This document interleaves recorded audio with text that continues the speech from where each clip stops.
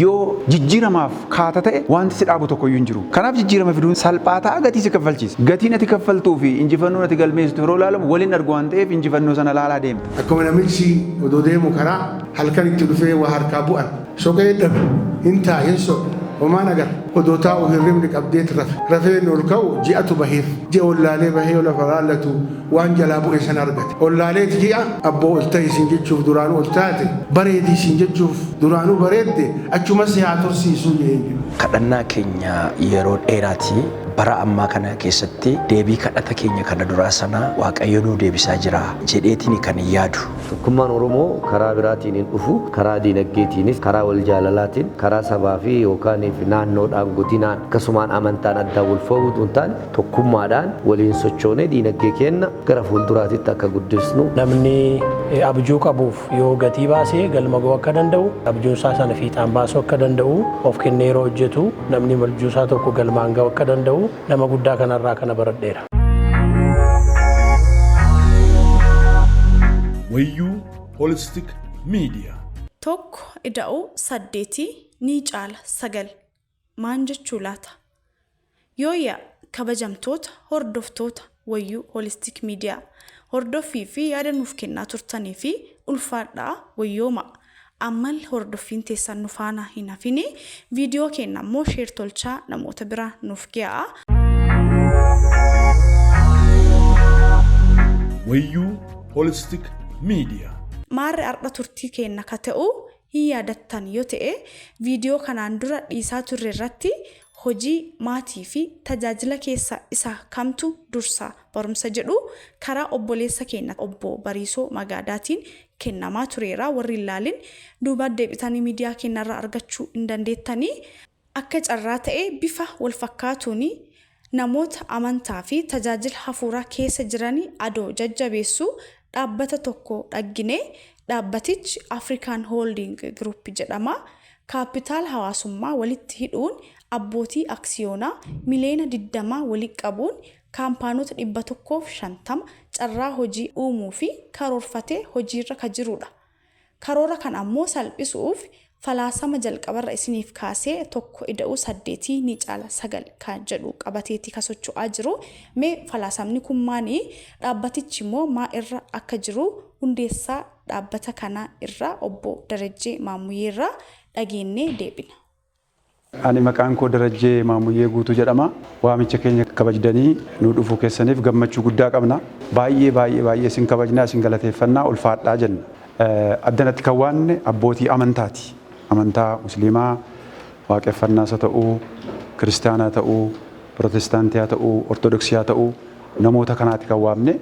Namoota kana kan waamne waan isinitti ifaajaa turtan, isinitti qabsaa turtan hundatu ta'ee jira waanta ta'eef isa kana immoo ijaan kottaa ilaalamee kanatti aansee wanti barbaachisu hunduu akka amantaasaatti tumsa barbaachisu, kadhannaa barbaachisu, du'aa'ii barbaachisu waan jiruuf amma sadarkaa sanarra waan jirruuf eessarra jirra, eessaa kaanee eessarra jirra har'aa. Qabsoon saba kanaa, qabsoon biyya kanaa maal ture? Amma sirni kun maal fayyade saba kanaaf? Maal gochuu qabna? Akkamittiin ceesisnaa? Abbootiin amantaallee kadhata keessatti kaasanii jiru. Akkamittiin sirna itite, mootummaa itite, dinagdeedhaan saba of danda'e Oromiyaa irratti qofa miti, Itoophiyaa irratti qofa miti, gaanfa Afrikaa irratti qofa miti, African Holding jennee kaan jechaadha. Akkamitti isa jedhu isa eessaa kaane eessa jirra kan jedhu kana booda'u tumti keessan hin barbaachisa waanta ta'eef maal goonaa kan jedhu irratti mari'achuuf dhuftanii kanatti aansee wanti nu goonu hin daawwanna. Biiroodhuma kana daawwanna. Biiroon kun maalidha? Manni kun darbii ja'affaadha. Gamoo lafa keessa lamaa fi lafaa ol 22 qaba. Darbii ja'affaan kaaree 1,600dha. Kaaree 1,600 kana hunda isaanutu fudhate. Sadaffaarra turre ammallee Chamber of Commerce, Finfinnee Chamber of Commerce kan jedhu dhaabnee jirra. Erga gaafa jijjiiramni kun dhufee waa hedduudha kan hojjenname. Chamber of Commerce Jibuutiittis waan biyyaafuu ta'u waan bal'aa hojjennee jirra. Sadaffaarra jirra turre jechaadha. Ji'a lama gareef ol dhufnee manni kun parsantii 80 qofaadha kan xumurame. Parsantiin 20 ganaa hafa. Asirratti sibiilli kun ganaa sibiilaan uffata. Wanta baay'ee jira, teekinooloojii baay'ee jira asirra. isinitti himna. Kaaree 1,100 kana asirraa qabna jechaadha. Lammaffaarra immoo Ocean Technologies kan jedhu mana kompiitaraa fi mana elektirooniksii qabna. Mee galchine mii baay'een isaa bahee jira. Amma baay'ee isaa immoo galchuuf jirra. Doolaara akkamittiin argannee mi'a kana finna. Nuyi namarraa binnee gurguruuf miti. Finnee akkamittiin gurgurra. Teknooloojii, elektirooniksii, kompiitara kan jedhu Ocean Technologies kan jedhu qabna asirraa. Isa sin daawwattu jechuudha. Falaasamnoo tokko ida'u 8 9 caalaa. Tokkummaa agarsiisa. Ida'uun jirbii walitti hidhame. Ida'uun siinerjii jedha Dr. Stephen Covey. Qofa qoodi deemtu walitti yoo dhuftu humna addaatu uumama. The magic. Humna addaa waan ati beekuu hin dandeenye waan ajaa'ibaa uumama. Karaa haaraatu uumama. Yaada haaraatu uumama jedha. 8 aangoo gadaati bara baalleeti. 9 salgayyaa aboonanaa dhalaleechaa iluu utubaan Oromoo 9 addunyaan immoo 9 kofsa guddicha addunyaa kanaa jetti. Nu yoo tokko taane guddicha addunyaa kanaa iyyuu hin caallaadha. Sababni isaa ala namaatu asii argame dimokiraasii nutu kenne nutu hin gabroomne. Bifti nama Itoophiyaa keessa addunyaarra bifti jiru hundumtu Itoophiyaa jira. Kunis argama dhala namaa ta'uu kan agarsiisudha jechaadha. Wayyuu Holistic Media. Waggoota 10 keessatti kaampaaniiwwan 150 hundeessuu fi hojjetaa kan jiru yoo ta'u, kaampaanichi ammaan tana magaalaa Finfinneetti lafa hektaara 10 qabu keessaa tokko irratti ijaarsa mana jireenyaa fi giddugala gabaa guddaa gamoo abbaa darbii 35 ijaarsisaa jiru daawwachiisanii jiranii. Maallaqa xixiqqoo finne raajii hojjechuu dandeenya inni kaapitaala keenya birrii biliyoona 20tti ol guddisnee birrii biliyoona 20 sana fiduu dandeenya fiduus qabna jennee hojjetaa jirra jechaadha. Nama miliyoona 20 erga kanatti wal finne namni miliyoona 20 kuni akkamittiin segment ta'u segmentation jechuun dhukatti gochuu jechuudha. Miliyoona 20 kana dhuka 9tti cabsine. Dhuka 1 2 3 4 5 6 7 8 9 1 2 3 4 shanaffaa qixxa lamaan irra kan jiru qeerroof qarree. Kaampaanii dhalootaa jedhu dhaloota muumaa shaakalsiisuu qabna jecha. Harki 20 abbaa qeerroof qarree qonnaan bulaa. Harki 15 namoota biizinasii. Harki 10 namoota magaalaa jiraatan. Harki 8 horsiisee bultoota. Harki 7 barattoota. Harki 6 diyaaspooraa. Harki 5 namoota mindaadhaan qacaramanii jiraatan. Harki 4 dhaabbilee amantaa keessanii aksiyoona bitachuu danda'a jecha. Baankiin abbaan barbaade bitachuu danda'a. As keessatti namni as keessaa hafe tokko iyyuu hin jiru. Namni hundumtuu keessa galuu danda'a. Parsantiin isaaf taa'ee jira garuu. Akkaataa kana gooneetu qajeeltoon keenya pirinsippiin keenya arfaffaan isaan kana jechaadha. Inni ittaanu vision, mission and the core values. Visioniin keenya mul'anni keenya we aspire to create wealth for generation jedhu. Dhalootaaf badhaadhina dilbii aalchisuudhaaf ni onnannaa. Wajjin isin wajjin wal amantaadhaan kaapitaala hawaasummaa isin jechuudha. Kaapitaala hawaasummaa jechuun kaapitaala hawaasummaa haala Afrikaa irraa tokkoffaa ta'een qaacessine walitti foone saboodo kaampaanii guddicha Afrikaa irratti guddummaadhaan tokkoffaa, bu'a qabeessummaadhaan tokkoffaa, beekamtii biraandid ta'uudhaan tokkoffaa uumnaa waggaa 10 itti jennee kaan waggaa 3 finneerra arfaffaa jalqabneerra. Waggaa 7 tu hafe waggaa 7 kana dafnee saffisna jechaadha. Waggaa 3 kana bu'uura lafa keenya. Waggaa jalqaba principle PSSP jenna. P principle baasne waggaa jalqaba. Waggaa lammaffaa struggle qabsoofne lafa argan. Waggaa sadaffaa waggaa lamma dhume kun sirna uumne biiroo kana hojjechuu system kaameeraa security kaameeraa ittiin bulchiinsa faayinaansii maal haala sadarkaan kun irra ga'e system ittiin sheeriin hoogganamu sooftuweerii adda addaa sirna uumne jechaadha. Ammoo P profit barri baranaa bara bu'aati. Bu'aa malee waa tokko gochuu hin dandeenye. Waggaa 3 keessatti nan buufadhaa kaampaanii jedhee fi buufate natti hima. Waggaa 3 keessatti kaampaanii aksiyoona biyya kana keessa bu'aa buufate natti hima duduba deebi'aati. Waggaan baranaa bu'aatu dhufuu qaba. Amma yoo nama kisaaraa keessa jiru tun ta'in investi gochaa jirra. Mana kanatti birri baasne jechuun hin kasarre jechuudha. Boolla qotaa jirra, mana ijaarree jirra, ijoollee kana gochee jirra, waan baay'ee gochaa jirra. Hin kasarre tun ta'in invest goona. Invest then harvest jetti warra fanjii. Harvest jechuun haammadhu jechuudha. Funaanii tun ta'in haamii. Kanaafuu bu'a qabeessa yeroo jennu waggaa 10 dhumarratti dhibbantaa 150 bu'aa buufachuu qabna. Bu'aa qofa birrii 100 invest goone 150 irra dabarre jechuudha. Dachaa 150 buufachuu qabnaa jechaadha. Waannaan isaa 100dha. Bu'aan isaa 150 birriin 100 birrii 250 ta'uu qabaa jechuudha. Wayyuu Holistic Media. Keessummoota isaan affeeranii turanii akkuma isin argaa jirtan kana abbootii gadaa fi amantaa garaagaraati. Harka caalaa immoo namoota abbootii amantaa fi tajaajila hafuuraa irra jiranidha. Kan akka lubootaa, sheekotaa, paasterotaa fi faarfattoota.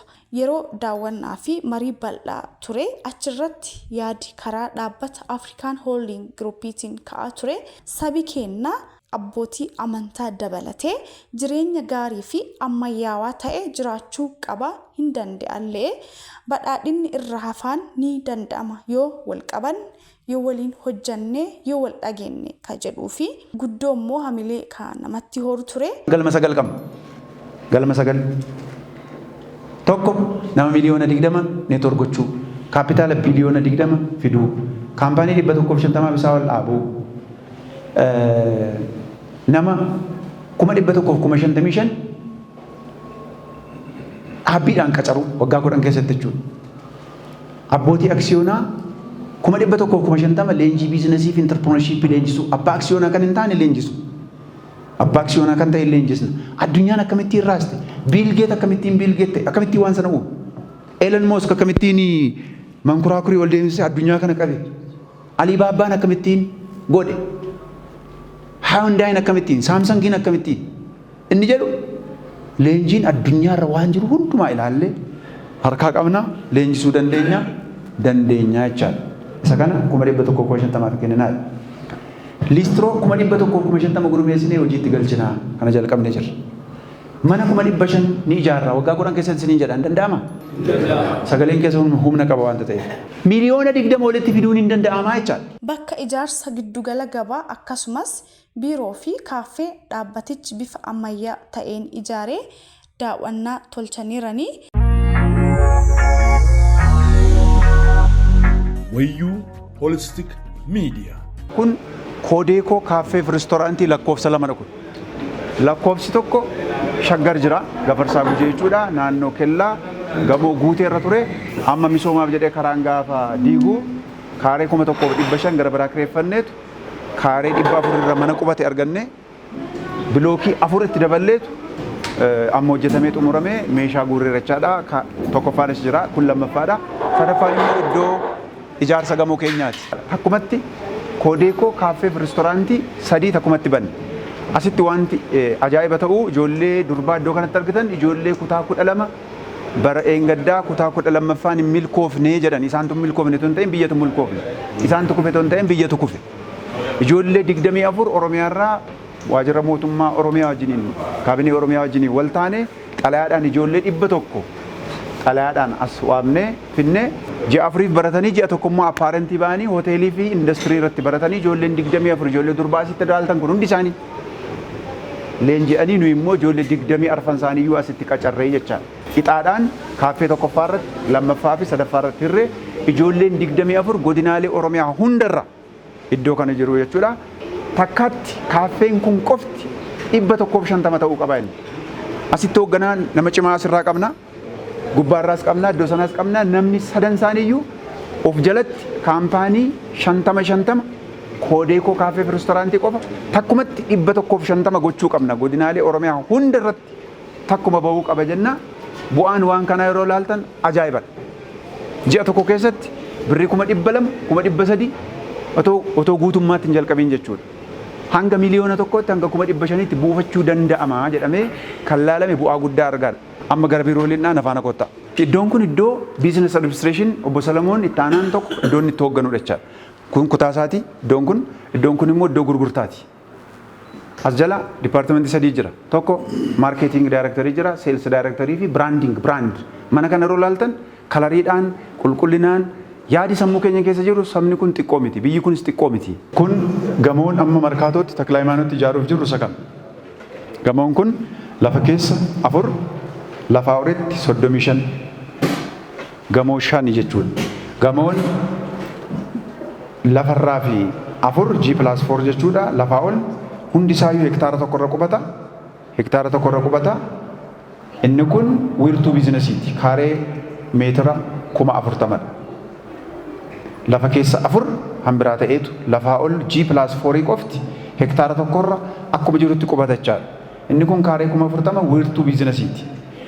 Asii qabee shanaffaatii qabee hanga 14ffaatti mana jireenyaati. 16ffaa qabee hanga 34ffaatti mana jireenyaati. 15ffaan afraffaarra ka'eetu gamoo 5 ta'ee ba'a. 1 2 3 4 5 ta'ee ba'a. Gamoo kana 5 akka walitti hidhu 15ffaa. 15ffaan kun gamoo kana 5 walitti hidha. Asiitii nam tokko saayikiliidhaan naanna'ee dhufuu danda'a jechaadha. Gamoon kun meetira 8 hanga meetira 10 15 14 walirraa fagaata gamoon tokkoon isaa. Kanaaf kana walitti hidha. Kun immoo biizines haab. Biizines wiirtuu biizinesii irra kan caalu jechuudha. Addatti kun biizinesii kan irratti hojjennu jechuudha. 16ffaa irraa qabee hanga 34ffaatti mana jireenyaati. 35ffaan irri ishee keessi kun penthouse luxury biyya Ameerikaa biyyooti guddatan namooti garmalee qabeenya qaban celebrity kan jedhaman kan beekaman namoonni guguddoon jireenya qaaliidhaan kan jiraatan iddoo kanarra jiraatu. Kanaaf gamoo tokko isheerra miliyoona 100 gurgurraa gamoo 5 irra miliyoona 500 yookaan biliyoona walakkaatiin gurgurrachuudha isheen kun. Irra keessa helikooftara keenya irra. Asirra bishaan daakkaa qaba. Asirra kun soolaariidha. Godoo housing and smart real estate jedha. Godoo housing mana qofa otoo hin ta'in smartiidha. Smart jechuun waa hunda teekinooloojii hunda of keessaa qaba jechuudha. Asirratti yeroo ilaaltan kana bulchiinsa magaalaa Finfinneetu nu badhaase kana. Maaliif nu badhaase? Tokko haadholiif ijoollee durbaaf carraa hojii uumuu keessatti hojiin nu hojjenne. Lammaffaa iddoo real estate sanaa birrii miliyoona 2 baasee kan LDP local development plan isaa hektaara 10 meedaa gaaraaj bakka jedhamu hanga Takla Hayimaanotitti kan jiru nuti hojjechiise birrii miliyoona 2. Kana nu badhaasan jechaadha. Asirratti badhaasota hedduu argitu gara badhaasota 13 qabna. Reef waggaa 3 fidnee kana keessatti nuyi badhaasa taargeet gooneen hojjenne garuu namni yeroo argu kun immoo badhaafamuu qaba jedhee adda addaa qaamni mootummaa adda addaa qaamni dhaabbileen dhuunfaa adda addaa badhaasa nuu kennanidha jechaadha. Wayyuu Holistic Media. Abbootiin amantaa biyyi keessan waaqarraa jedhaa waaqas lafas nu hanqisanii qilleensa irratti hafne komii jedhu irratti yaada bal'aa kaasanii mari'atanii ilaalcha akkasii immoo hafuu qaba. Amantootis nuutis ilaalcha kana jijjiiruu fi walii hojjanna jedhanii irratti walii galaniiti kadeemanii. Qeesiif sheekiin illee akkuma sila paastiriin jedhanii biyyi keenya samiirradha jechaa turre. Namicha gimbii tokkotu makkaana Yesuusiidha. Egaa biyyi keenya samiirra akkas innee wajjin faarfanna biyyi keenya samiirradhani. Egaa nuti akkuma Phaawulos jedhe warqiif birrii hin qabnu. Kanaaf wayisa samiirraa hin galchine wayisa lafarratti sirriitti dinagdeetiin akka guddan taasine amantiin hojii malee hojiin amantii malee du'aadha. Qulqulluu Yaaqoobii amantiisaas geggeeffataa hojiisaas geggeeffataa lamaanuu wal faana deema. Yoo hojjete malee kurnoo fiduu hin danda'u jaateef yoo mana biyya lafaa keessa bulu qabaate malee mana amantii deemuu jaan dandeenyeefi nullee cimsinee durmaas kana hin barsiisna. Biyyateen akka Oromiyaa qal'aa odoo hin taane Itoophiyaan hin taane akka Afrikaatti fakkeenya godhee har'a nu mul'ise isa galatoonfannaa. Kitaabni keenya maal jedha? Man lam yashkuri naasa laa yashkuri Illaaha jedha. Namni nama hin galatoonfanne Rabbiin illee hin galatoonfatu jira. Wanni har'a agarre kun raajiin yoo nama hin dammaqsin uummanni keenya kan argee yoo hin dammaqin yoo wal hin ijaarin yoo hin ijaaramin ijaaruma isaatu yeroo hin gahin jecha. Akkuma jedhamu saani leenca argee hin fincaanin fincaanuma hin qabnee jedhama. Wanni har'a agarre kun yoo nu sochoosin yoo nu sochoosin yoo nu dammaqsin sammuu teenya yoo hin qarin hin qarabnu jecha. Kanaafuu Oromoon akkuma reef dubbatamu isaan Luusiin Affarin keessatti argame jedhan kun lafa Oromooti. Affarin keessa gidee hedduu deemnee akka taarikaatti lafa yoo laallu maqaa Oromoo qabdi hedduun isii. Namni biyya kana dhufe Kuushin keessa Oromoon dura biyya kana seene. itti aaneet Sumaalees seene Affartu isa booda dhufe kuushiyoota keessa warri kuushiyoota kaas jiru kuni biyya Arabaa wajjin illee quunnamtii guddaa qaban akka Masaaf Qudduusin keessatti jedhamu jecha hedduu Quraana keessa akka dhufe afaan Oromoo biyya tanaatii fi afaan biyya tanaa ammatee dhufe afaan Fursiitii fi Roomaan warra guddaa waysan jiru keessa Masaaf Qudduusin Quraanni ammatee ka dhufe achi keessa dubbiin jiru gaara daakeera dakkan jechuun gaara daakee jechuudha. Yeroo namni asirraa deemee qiyaamaan kalooftu gaarri hin daakamaa jira afaan Oromootti daakee jechuudha. Ammas gaara bassoo godhe jecha bassan jedha. Waa hedduutu achi keessa akka dhufe jira. Taariikni har'a isin akka misoomaatti, akka guddinaatti, akka badhaadhinaatti hojjechuu callaa odoo hin ta'in taarika Oromoolee deebiftanii jechuudha. Oromoon maal akka taate biyya tana keessatti abbaa biyyaa ta'uu, hangafa ganda tanaa ta'uu, dhiibbaa waggaa 150 gabrummaan irra tate sun fincila gabrummaa san hangaftoota qabsoo fincila gabrummaa irratti qabsaa'an gurguddaan mareef dubbatan san isatu har'a carraa kenne kana irraan nu ga'e jechuudha. Carraa har'a argame akka nu harkaan baane irratti cimnee wal gargaarree beekaa keen qaruu keen karabbi isa beeksisee nu dura kaa'ee keenna jennee itti amannee jala hiriirree yoo deemne bakka guddaa gahuu dandeenya jechuudha. Kanaafuu nu har'a du'aa isinii goona akkuma namichi odoo deemu karaa halkan itti dhufee waa harkaa bu'an soqee dhabe hin taa'in soqe homaan agar odoo taa'u hirribni qabdeet rafeen ol ka'u ji'atu baheef ji'a ollaalee bahee lafa raallatu waan jalaa bu'e san argate ollaaleet ji'a abboo ol ta'e isin jechuuf duraanuu ol taate bareedi isin jechuuf duraanuu bareedde achuma si haa tursiisuu jeenyu. Kanaafuu achuma isin haa tursiisu isiniin laa haa eda'u guddina ummataa taatanii sammuu ummataa taatanii ummata qartanii wanni har'a darreeddeen kuni raajii nuuf fakkaata silee biyyuma keessi irraa ka agarru kuni biyyuma teennaa jechuun haga uf shakkinu takna geenne jechuudha. Kanaafuu namni waa dalagu yoo hojjate hojiin gartee jijjiiruu hin danda'a jechuun raajii ummatatti mul'iftanii jechuudha. Kanaafuu itti jabaadhaa isin wajjin jirraa abbaan amantaa gara hundaanuu si wajjin dhaabannee halkanii guyyaa isin wajjin dalaguuf waadaa isin seennaa galatooma. Ani waanan jibbuu akkanuma dubbatus kan hin barbaanne yookiin dhaga'us waan na jibbisiisu tokko isin biraan agarra. Oromoo waliin qabatu hojii wanni hojjechuun barbaadu jaallatu ni jedhamu kuni waanuma seexanni nutti dubbatu natti fakkaata. Maaliif waliin qabannu? Rakkina keessa teenye yoo waggaa amma kana waluma qabanneef dhufne malee otoo waliin qabannu ta'ee as hin geenyu turreenna isin biraan agarre isatti baay'een gammadaa inni gara biraan iddoodhaa walitti dhuftanii hojjechuun keessan guddaa na gammachiise parsanaalii chokooti.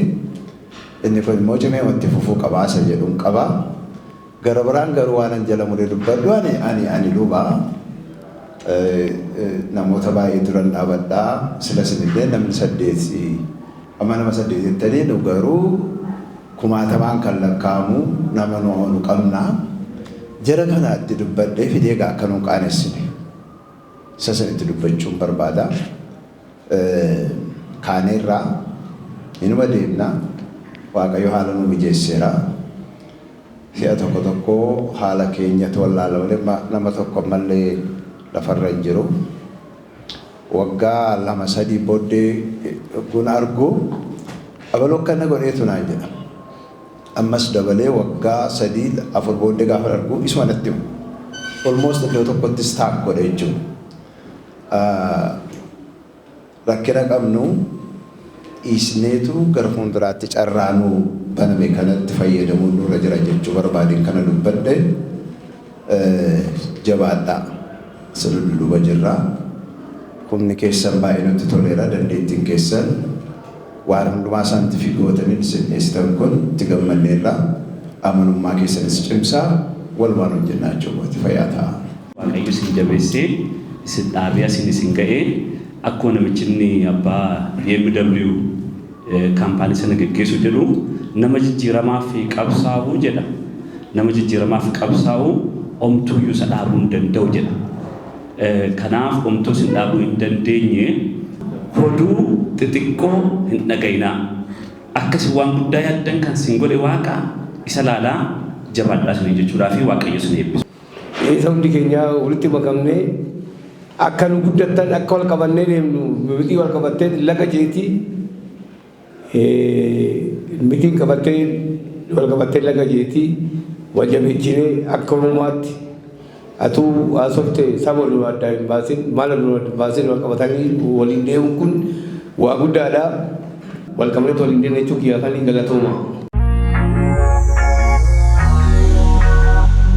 Wayyuu Holistic Media. Yaadicha harkaa fuudhanii ammoo abbootiin amantaa achirratti hirmaatan dhaabbaticha galateeffachuun yaada isaanii akka armaan gaditti ibsaniiran. Maqaan koo Biiniyaam Jiraataan jedhama, paastariidha. Marii guyyaa har'aa Afrikaa Holding Groupiin dhiyeesse irratti baay'ee waan namatti toluudha, mul'ata baay'ee nama gammachiisuudha.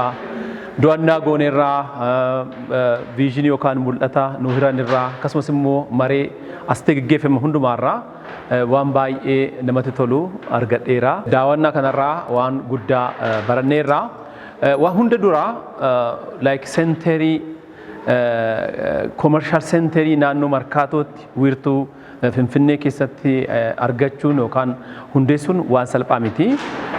Mul'ati tokko immoo chaalenjii hin qabaata. Chaalenjii san hundumaa darbanii dhumni isaanii akka milkaa'uu fi hawwii guddaan qaba. Anis immoo akka abbaa amantaa tokkotti baay'ee Waaqayyoon nan kadhadhaa fi hojiin kun egaa disipiliinii barbaada, nama tumsuu barbaada, tokkummaa barbaada, disipiliinii guddaa barbaada, tarsiimoo baay'ee barbaada, tooftaa hedduu barbaada. Kana egaa obboloonni keenya kuni nus bira dhaabannee yaada kennuufiidhaanii akka isaan guddatan ni amanna. Ulfaadhaa duraan dursee maqaan koo Lubaa Gaaddisaa Xilaawun jedhama. Kanan jiraadhu osoo magaalaa Finfinneeti. Iddoon irraa hojjedhu immoo waldaa Macaafa Qulqulluu Oromoodha. Marii guyyaa har'aarraa waan guddaa tokko ni baradhean. Namni abjuu qabuuf yoo gatii baasee galma ga'uu akka danda'u, abjuun isaa sana fiixaan baasuu akka danda'u, of kennee yeroo hojjetu namni abjuu isaa tokko galmaan ga'uu akka danda'u nama guddaa kanarraa kana baradheera. Kaayyoon isaa baay'ee kaayyoo guddaadha. Keessumaa saba keenyaaf, saba afaan kana beeku hundumaaf, saba maraafiyyuu kaayyoo guddaadha. Abbootii amantiif immoo kun isa guddaadha. Maaliif waa'ee hojiiti. Waaqayyo keenya hojjetaadha. Namni hojjetiin iyyuu nyaatiin jedha Macaafa Qulqulluun. Kanaaf abbootiin amantii immoo isaan harka saba baay'ee waan jiruuf, ummati baay'ee waan jiruuf waa'ee hojii waan barsiisnuu fi namoonni kana keessatti yoo hirmaatan eebba guddaa argachuu danda'u. Karaa diinagdee waan isaan barbaachisu argachuu danda'u. Kanaaf kun abjuu guddaa isaan fudhatanii dhufan kana bira dhaabachuu qabna. Kun yaada gaariidha, yaada fudhatamuu qabudha. Namoonni kun immoo of kennuudhaan amanamummaadhaan namoota socho'aa jiran waan ta'eef kana fuunee deemnee namoota biraan ga'uu qabna isa jedhuun yaadaan. Maqaan koo faarfataa yookaanis Sooraa Baacaa Bayyanaan jedhama. Kanan irraa dhufe magaalaa Buraayyuuti. Inni kun akkuma beekamu gammachuun keenya guddaadha. Hirmaannaan kana keessatti qabnus olaanaadha jedhee yaada. Sababni isaa kadhannaa keenya yeroo dheeraati bara ammaa kana keessatti deebii kadhata keenya kana duraa sana Waaqayyo nuu deebisaa jira jedheetiin kan yaadu. Keessumatti sabni keenya sabni Oromoodha. Biyya isaa keessatti boqonsaa gadi cabee waan guddaa argachuudhaaf atuu danda'u, waan guddaas immoo utuu of harkaa qabu akka nama hin qabneetti ta'ee kan ture bara ammaa kana keessatti Waaqayyoo nu yaadatee kallattii hundumaan jijjiirame guddaan lafa kanarratti yookaan immoo biyya kana keessatti ta'aati jira. Kanaaf inni kun saba keenyaa fi carraa guddaadha jedhee yaada. Nus immoo akka abboota amantaatti akka namoota amantaa tokkotti hojii guddaatu nurraa eegama. Saba keenya dammaqsuudha. Carraa kana keessatti hirmaannaa akka isaan qabaatani. Kallattii hundumaatiin labsuudhaan walitti himuudhaan namni hundumtu sabni Oromoo bakka jiru hundumaati kanarratti akka inni hirmaatu aadaraa guddaatu nutti kenname guyyaa har'aa kana jedheetani. Sagalee Waaqayyoo akkuma jedhu namni hin hojjennee akka inni hin nyaanne hojjechuun keessumatti kanaan dura namoonni biyya lafaa kanarratti akka kiristiyaanni yookaan immoo namni amantaa tokko hojjechuun akka irra hin jirretti kan yaadamu. Amma garuu sabni keenya kana keessaa dammaqee hojjechuun akka irra jiru. Keessumatti immoo tokkummaa isaa eeggatee walitti dhufee tokko ta'ee waan qabuun wal bira dhaabbatee hojjechuun akka isarra jiru. Kan inni asumaan dabarsuu barbaadu sabni keenya dammaquu qaba bara baay'eedhaa fi rafeera. Amma garuu irriba sana keessaa ka'ee hojjechuutu irra jira, jabaachuutu irra jira kan jedhu ni yaada qaba.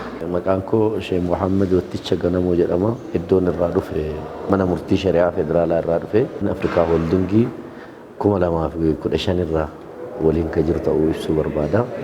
Haa ta'u malee Afrikaa Holdingiin isa duuba deebi'u osoo hin taane isa gara fuulduraa bu'uura uummata hawaasa Oromoo dhiiraa fi dubartii Oromoo hammatee deemu ka amantaan addaan nama hin baafne ka saalaan addaan nama hin baafne ka diinagdee gara fuulduraatitti deemsisuu ta'uu argee hubadhee itti amanee ofii kiyyaas godoollee bitadhee akkasumaan ammas miseensallee itti ta'ee abbaa aksiyoona isaa ta'ee kan deemaa jiru ta'uu isaati. Haa ta'u malee uummata as qofatti hin dhaabanne Afrikaa Holdingiin asirraa ka'ee hamma gandaatitti akka deemu iddoon dhaloota kootii godina Arsii Lixaa waan ta'eef uummata Arsii Lixaa qindeessinee qarshii hedduu waliif funaannee magaalaa Shaashamannee irratti akkasumas Shaashamannee irraa gara gandaatittis akka gabbu'utti gochaa jirra jechuudha. Maaliif yoo jettan qaamni achi jiru Afrikaa Holdingiin kun qabeenya Afrikaa Holdingiin deemsisaa jiru kun qabeenya kan kootii ka hawaasa Oromootii. Oromoon immoo kan gaafa magaalaa Finfinnee harkaa baasuudhaaf shirri irratti xaxameetiin jedhe Finfinneen kan keenyaa jedhee itti ciche sun achitti taa'u osoo hin taane Finfinneen tan keenya jedhe san diinagdeedhaan abbaa qabeenyummaa magaalaa Finfinnee ta'ee irratti abbummaa ofii mirkaneeffachuu qaba. Karaa kamiin? Karaa Afrikaa Holdingiitiin. Afrikaa Holdingiin haala yoo mijeesseef karaa gabaabduudhaan abbaa qabeenyaa, abbaa manaa, abbaa diinagdee magaalaa Finfinnee keessatti horatu ta'uu qaba. Boorana taa'ee, Gujii taa'ee, Jimma taa'ee, Wallagga taa'ee gaafa Finfinneen harkaa ba'uuf kaatu san falmatee Finfinnee harka deeffate san afaaniin qofa falmatuu osoo hin taane abbummaa isii irratti mirkaneeffatee faanaa socho'ee qabeenya qabuun dhiiras ta'ee dubartoon faanaa bu'anii horii ofii gurguranii horii achi qabatanii taa'an san magaalaa Finfinneetitti abbummaa ofii karaa Afrikaa Holdingiitiin akka mirkaneeffatan waamicha koo dabarsuu barbaada. Kana guyyaa hadhaa wal qabatu Afrikaa Holdingiin amantaa tokko qofa irra qixxatee ka deemu miti. Afrikaa Holdingiin sabaa fi saalaa fi miti. Abbootiin amantaa duuba isaatiin nama hedduutu isaan hordofa. Cheerchii keessatti, masjida keessatti akkuma sanii iddoo waaqeffannaa irratti namoonni hedduun jalaa caqasu. Gama biraatiin Afrikaa Holdingiin yoo laalanii jedhan biizinesii akkanaa keessa gama amantaa muslimaatiin dhala qabaatuu danda'a jedhamee shakkama. Dhalti tun amantaa muslimaa keessatti baay'ee dhorkaadha. Garuu Afrikaa Holdingiin dhalarraallee bilisa akka ta'e qabeenya diinagdee guddisuuti. Seera shari'aa islaamaatitti mushaarakaa jedhanii mudaarabaa jedhanii namni tokko walitti ka dabalamuun ati qabeenya fidi ana immoo sammuudhaan sii hojjedhaa jechuudha. Akka amantaa keenyaatitti Afrikaa Holdingiin ati qabeenya kan kee adaraa isa bira yoo kaa'atte Afrikaa Holdingiin ammoo qabeenya diinagdee san keessan sii guddisee gara fuulduraatitti deemsisa jedhee itti amana jechuudha akka abbaa amantaatitti jechuudha. Kanaaf abbootiin amantaa sadiinii irraa asii wal gahan gammachuudhaan jaalalaan itti amananii qabeenyi kun kan kennaa aksiyoonni kun aksiyoona kennaa kan amantaa hundaati jedhanii itti amananii fudhachuu laalee jira jechuudha. Dhaamsi an qabu hawaasni Oromoo bakka jirutti biyya keessa ta'ee ka biyya alaa jiru kan iddoo jiru Afrikaa Holdingii cinaa dhaabannee Afrikaa Holdingiin kan kenna jennee Afrikaa Holdingii tokkummaa Oromoo hammatee ka dhufe waan ta'eef tokkummaan Oromoo karaa biraatiin hin dhufu karaa diinagdeetiinis karaa wal jaalalaatiin karaa sabaa fi yookaan naannoodhaan godinaan akkasumaan amantaan addaa wal fawwuuduu hin taane tokkummaadhaan waliin sochoonee diinagdee keenya gara fuulduraatitti akka guddisnu dhaamsa kooti isiniin jechuu barbaada. Wayyuu Holistic Media. Ulfaadhaa galatoomaa duraan dursa waamicha keenya kabajanii hojii kanaaf dhufuu keessaniif miidiyaawwan asitti argamtan hunda keessan galateeffachuun barbaada. Tokko ida'uu 8-9 caala jechuun maal jechuudha inni jedhu jechama sirrii ta'ee fi jechama sirrii hin taanetu jira biyya keenya keessa. Fakkeenyaaf kan sirrii ta'e keessaa jirbii wal gargaaree leenca'edha kan jedhu sirriidha. Gara biraan immoo xarxir kaalxaraxara tamanaxara kan jedhu jira faallaa kanaaf jechaadha. Inni gara biroon afuu qibee hooduu cuubee jedha. Kunis jechama. Kun amma faallaa jirbii wal gargaaree leenca hidhuuti jecha. Kanaaf jechama hawaasa keessaa, duudhaa hawaasaa keessaa, keessumaa duudhaa sirna gadaa keessaa kan dinagdee ta'uu danda'u, hawaasummaa ta'uu danda'u baasuun hin danda'ama. Addunyaaf waa hedduu kenneera sirni gadaa kan jedhu qabaanneetu kan kaan jechaadha. Kana jechuun maal jechuudha? Jirbii wal gargaaree leenca'edha yeroo jennu maal jechuudha? Akkamittiin wal gargaaree jirbiin yoo qilleensaan yoo otoo gara jirbiin ta'in otoo hin fo'amiin yoo afuufteyyuu hin cita. Gaafa fo'amu xinno humna dabala. Inni immoo gaafa walitti baay'ee ta'e fo'amu immoo humna leenca hidhu akkamittiin maddisiisa isa jedhu yaada xiinxalaa yeroo fudhadhu. Jirbii tokko irratti jirbii 8 yoo idaate humna jirbii 9 caaluu ni maddisiisa. Kana jechuun maal jechuudha?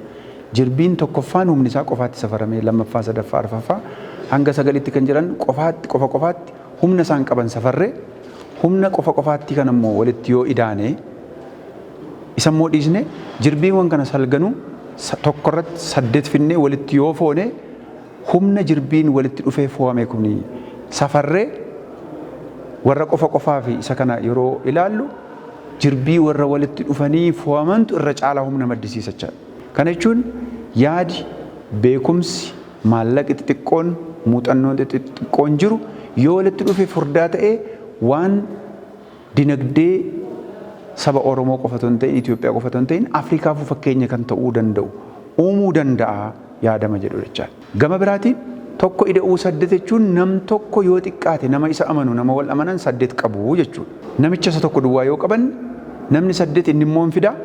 Namni 8 sunis 8 yoo fide akkuma kanaan miliyoona 20 akkamittiin akka dabboo neetwoork goonu qabnachaa. Namni ammi kun yoo walitti dhufu duudhaa sirna gadaarraa maddeen walitti qabna. Yaadama jechuudha. Tokkummaa agarsiisa. Tokkummaaf tokkichummaan garaagarummaa qaba.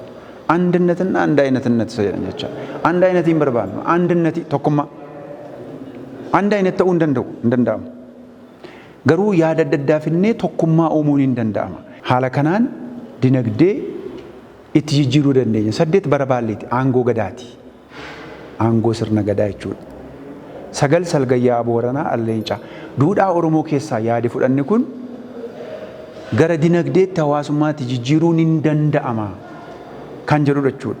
Dimookiraasii addunyaaf kan kennu Oromoo tokkochuun gama biraatiin iddootti argamni dhala namaa tokko jedhee jalqabe asidha. Affaarii. Itoophiyaa keessa gaanfa Afrikaati. Dimookiraasii addunyaaf kan kenne 8 bara waggaa 8 dimookiraasii jijjiirama. Asiiti biyyi argama dhala namaa ta'e dimookiraasiidha addunyaaf kenne akkamittiin farra dimookiraasii ta'e akkamittiin sanyiidhaan wal qoodee kan jedhu irraa yeroo kaanu yaada kana gara dinagdeetti fiduun akka danda'amu nu galachaa. Kanaafiyyuu yaadamni kun kanarraa dhufee yaadama yeroo gabaabaa keessatti waan raajii uumaa jiruuf uumuu danda'u jecha. Wayyuu Holistic Media. Kaampaaniin kun kan inni ka'e mataansaa maaliif kaampaanii dhalootaa hin qabnu, maaliif oomisha dhalootaa hin qabnu, maaliif kufnaa kan jedhurraa ka'a. Kanaaf sirriitti xiinxalee ka'e sababa isaa wajjiniin jechuudha. Diirama akkasinitti himee danqaan nuti dhufallee akkamittiin akka irra barru humna kana waan qabnuuf xiinxalee ka'e falaasama qaba, pirinsipilii qaba, qajeeltoo qaba. Wanta ta'eef tokko kufaatii kan hambisu kana dachaa. Duudhaa qaba, safuu qaba, pirinsipilii qaba, qajeelchoo qaba, gurmaa'ina qaba. Inni kun kana hambisaa jechaadha. Lammaffaan immoo ufittummaan ala yoo sochoote wanti kufun jiru. Sila abbaan amantaa tokko kuma dubbatan namichi BMW uume yoo jijjiiramaaf kaata ta'e wanti si dhaabu tokko iyyuu hin jiru. jijjiiramaaf wanti jijjiiramni akka dhufne godhe maali kan jedhu xiinxaltee kaatecha. Kanaaf jijjiirama fiduun salphaataa gatii si kaffalchiisa. Gatiin ati kaffaltuu fi injifannoon ati galmeessitu yeroo ilaalamu waliin argu waan ta'eef injifannoo sana ilaalaa deemta. Kaampaaniin kun boqonnaa tokko chaalenjii tokko darbeera. Chaalenjiin fuulduratti sin dhufa. Chaalenjii sana keessaa waan gaarii baasaa gara dinagdeetti jijjiiraa seenaa hojjechuu keessatti gahee ofii baachaa kaampaanii deemuudha. Akkuma argitan yaada kaampaanii kanaa namni dhaga'e maaf nu dhoksitaniidha namni kan jedhu beekaa dhoksine. Waan lafarratti mul'atu otoo mul'atiin lafarratti qilleensa irratti haasaa waan ta'eef tokko kufaatiin. Waan lafarratti mul'atu waan qabatamaa waan mul'atu agarsiisu waan nurra jiruuf waan mul'ataa hedduu waan ittiin dubbannuu qabna. Kanaaf injifannoo fiduu hin danda'amaa hin danda'ameeras isinis koottaa godoo keessan kaampaanii keessaniin ijaarradhaa jenna. Inni gara biroon baay'een warra qaban irratti xiyyeeffata. Nu immoo warra biizinasii illee hin beekne warra waa tokko hin beekne irratti xiyyeeffannan kaapitaala hawaasummaa keessumaa isin dargaggeessa biyya kana qeerroof qarree dargaggeessa biyya keenya. Humni kun humna qaba waa uumuu danda'a garuu tooftaa ishee hin beeku waa harkaa hin qabu. Kanaafuu nu immoo xixiqqeessinee birrii 100 qabee hanga miliyoona 5tti aksiyoona bitatte abbaa aksiyoonaa taata hankooti jetta hamileen kee ol ka'a asirraa leenjii fudhatta asirraati sheerii aksiyoona dividendii irraa bu'aa irraa argachaa deemta. Hunda caalaa kaampaaniin kun kan kooteetti hamilee kee guddaatu ol ka'a jecha. Kanaaf yaadamni kun haaraadha. Namuu kana irratti xiyyeeffanne. Kaapitaala hawaasummaa irratti xiyyeeffata otoo hin ta'in namni kaapitaala lafa jirtu irratti xiyyeeffata waanta ta'eef nu immoo kaapitaala hawaasummaa keessumaa duudhaa sirna gadaa uummata Oromoo keessa jiru gara dinagdeetti hawaasummaatti jijjiiruun danda'ama jennee waan kaaneef BMW kan jettu addunyaa irratti kan mul'atu isaaniin caaluu dandeenya qabnas jennee kaaneerra waan ta'eef kun immoo qabatamaatti yeroo gabaabaa keessatti mul'atee jira. Argisiisaas jirra baay'een keessan nu faana deddeebitanii ilaalaa waan turtaniif inni kun dhugaa ta'uu isaa argitaniitu jechuudha. Dhugoomsuudhaaf immoo jabaannee haa kaanuun jedha. Wayyuu Holistic Media. Isi hoo daawwattootaa fi hordoftoota keenya yaada kanarratti maan jettanii yaada keessan nuuf barreessaa. Dhaabbata akkanaa kan ammoo tumsachuuf jabeeffatuun itti siixanii gaafattanii waliin hojjechuun fedhii keessan haa ta'u jenna. Sagantaa fi qophiin keenya guyyaa har'aa kana fakkaataa turtii keessanii fi galatoomaa horaa bulaa wayyoomaa. Wayyuu Holistic Media.